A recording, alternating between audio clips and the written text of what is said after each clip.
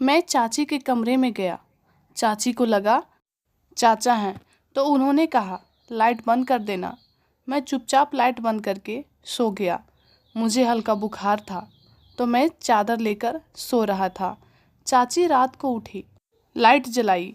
पता नहीं क्या कर रही थी, मैं देख नहीं पाया क्योंकि चादर मुंह में लेकर सोया था। चाची ने टोंट भी मारी, इतनी गर्मी में चादर कौन लेता है। मैंने कुछ नहीं बोला, बस सो गया। सुबह हो चुकी थी। करीब 6 बजे मेरी नींद खुली क्योंकि चाची ने सारा चादर ले ली थी मुझसे।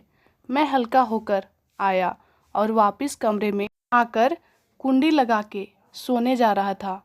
ये मैं क्या देखता हूँ, चाची बिना कपड़े में आराम से सो रही थी। यह देखकर मेरी आंखें फटी की फटी रह गई कि ये मैंने क्या देख लिया। मुझे कुछ नहीं समझ आ रहा था। मेरा पूरा शरीर कँपकँपा रहा था, धड़कन बढ़ गई थी मेरी। पहली बार, शायद सबको यही हुआ होगा। मुझसे रहा नहीं गया।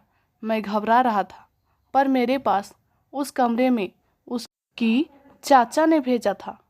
घबराहट भी हो रही थी, पर हिम्मत करके मैं उसके पास गया और ध्यान से उनको देखा और उनका पीठ पर चूम लिया। वो हल्का सा हिली तो मैंने घबरा कर सोने की एक्टिंग करने लगा। 5 मिनट बाद मैंने आंखें खोली तो चाची मेरी तरफ मुड़ी हुई थी।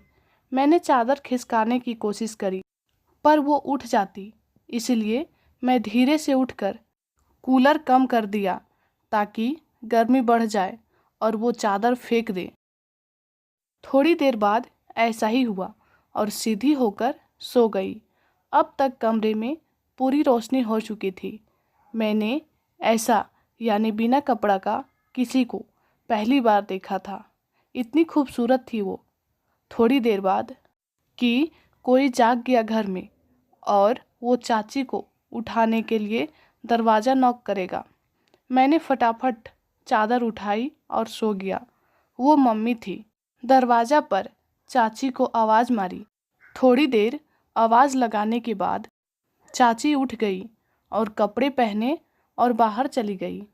अब मुझे होने लगी घबराहट कि चाची को पता चल जाएगा कि वो मेरे साथ सोई थी और उन्हें याद ना आए कि मैं उन्हें किस किया था उसकी कमर में।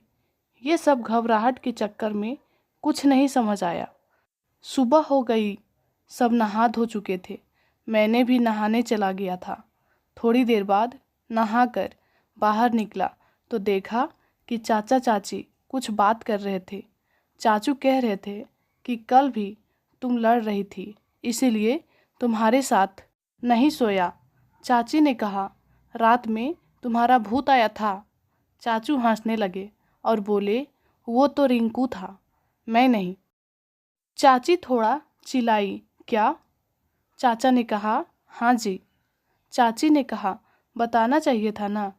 चाचा ने कहा क्यों बताना, वैसे भी बच्चा है, बुखार भी था।